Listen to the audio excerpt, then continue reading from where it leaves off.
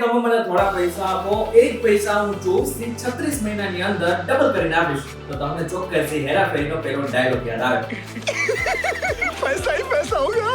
પરંતુ શું આ વાત શક્ય છે ખરા? શું આટલા જ મહિનાની અંદર પૈસા ડબલ થઈ શકે ખરા? જો નથી ખબર પડતી ને તો આજનો આ વિડિયો પૂરો જોઈ લેજો, જેથી તમારો એક પણ રૂપિયો ખોટા વ્યક્તિ પાસે ના પહોંચે.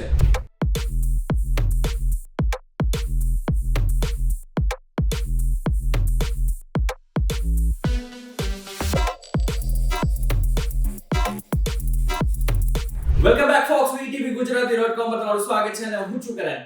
BZ કંપની એક એવી કંપની કે જેને લોકો પાસેથી રૂપિયા લીધા અને એવું વચન આપ્યું કે અમે દર મહિને 5 થી 7% નું વ્યાજ આપીશું.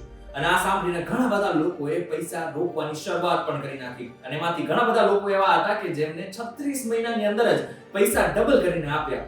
પરંતુ શું આવું શક્ય છે ખરા? શું આવી જ રીતના કોઈ પણ કંપની પૈસા ડબલ કરીને આપી શકે, અને એ પણ માત્ર ને માત્ર 24 થી 36 મહિનાની અંદર? તો ના, આ એક કૌભાંડ જ છે કે જેને પોન્જી કૌભાંડ તરીકે પણ ઓળખવામાં આવે છે. આ પોન્જી કૌભાંડ શું છે એના માટે થઈને તમારે થોડું ઇતિહાસમાં જવું પડશે. હવે તમને ખબર છે કે હેરાફેરી મૂવીમાં કેવી રીતના ત્રણેય પૈસા ડબલ થવાની લાલચમાં પૈસા આપી તો દે છે, પરંતુ પછી રસ્તા ઉપર આવી જાય છે. હવે આ કોઈ આજકાલની રમત નથી. આની શરૂઆત 1903 માં ચાર્લ્સ પોન્જી નામના વ્યક્તિએ કરી હતી. ચાર્લ્સ પોન્જી નામના વ્યક્તિ 1903 માં કેનેડામાં એક બેંકમાં જોબ કરતો હતો. એક એવી બેંક કે જે 6% નું વ્યાજ આપતું હતું વર્ષે. હવે સામાન્ય રીતે એ સમયમાં 2 થી 3% નું વ્યાજ બેંક આપી શકતી હતી. ત્યારે આગળ જઈને એને ખબર પડી કે એક્ચ્યુઅલમાં શું કરવાનું છે, કે બેંક શું કરતી હતી. તો બેંક એ કરતી હતી કે નવા રોકાણકારો પાસેથી પૈસા લઈને જૂના રોકાણકારોને વ્યાજ આપતી હતી. હવે આ કોન્સેપ્ટને જ પોન્જી કૌભાંડ કહેવામાં આવે છે. એટલે કે નવા રોકાણકારો પાસેથી પૈસા લો અને જૂના રોકાણકારોને વ્યાજ આપો. જો કે મહત્વની વાત તો એ છે કે ચાર્લ્સ પોન્જીનો આ જે કૌભાંડ છે જાજો સમય ચાલ્યું નહોતું, પરંતુ હા, એક વસ્તુ એ પણ પાકી છે કે આમાં 70% કરતા પણ વધારે જેટલા પણ ઇન્વેસ્ટર્સ હતા ને એ સરકારી નોકરિયાત અને પોલીસ સ્ટેશનના વ્યક્તિઓ હતા કે જેમને આ સ્કીમમાં પોતાના પૈસા રોક્યા હતા. પરંતુ આ જેવી સ્કીમ છે કે જેની ચર્ચા અત્યારે ગુજરાતમાં પણ થઈ રહી છે. એટલે કે BZ કૌભાંડ જે અત્યારે ચાલી રહ્યું છે એ ક્યાંક ને ક્યાંક પોન્જી સ્કીમ જેવું જ છે. એટલે કે પોન્જી કૌભાંડ જેવું જ કૌભાંડ છે. જો BZ કંપનીના જે માલિક છે ભૂપેન્દ્ર ઝાલા, એમને લોકો પાસેથી પૈસા લીધા અને લોકોને વચન પણ આપ્યું કે અમે 5 થી 7% નું વ્યાજ આપીશું. અને આની સાથે ના માત્ર 5 થી 7% નું વ્યાજ વર્ષે, પરંતુ મહિને.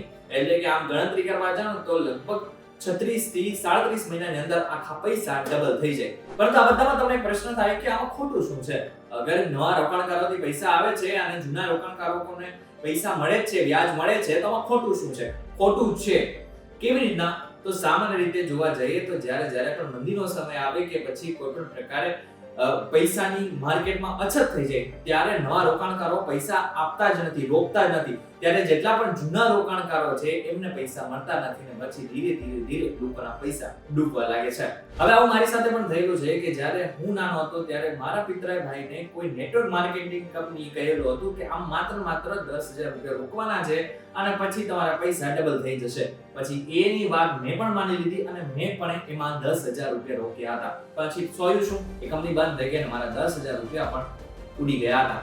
સામાન્ય રીતે તમે પણ કદાચ નેટવર્ક માર્કેટિંગની કોઈ કંપનીમાં પૈસા રોક્યા હશે, કદાચ બની શકે કે તમારા પૈસા ડૂબ્યા પણ હશે અને બની શકે કે તમને સારું વ્યાજ પણ મળ્યું હોય. પરંતુ મોટે ભાગે જો જોવા જાય તો આમાં પૈસા ડૂબતા જ હોય છે. કારણ કે 36 મહિનાની અંદર કોઈ પણ વ્યક્તિ, કોઈ પણ કંપની તમને ડબલ કરીને પૈસા નથી આપી શકતી. હવે ગવર્નમેન્ટ સ્કીમ પણ નથી આપી શકતી કે પછી કોઈ પણ પ્રકારનું મ્યુચ્યુઅલ ફંડ પણ એવું નથી કે જે 36 મહિનાની અંદર તમારા પૈસા ડબલ કરીને આપે.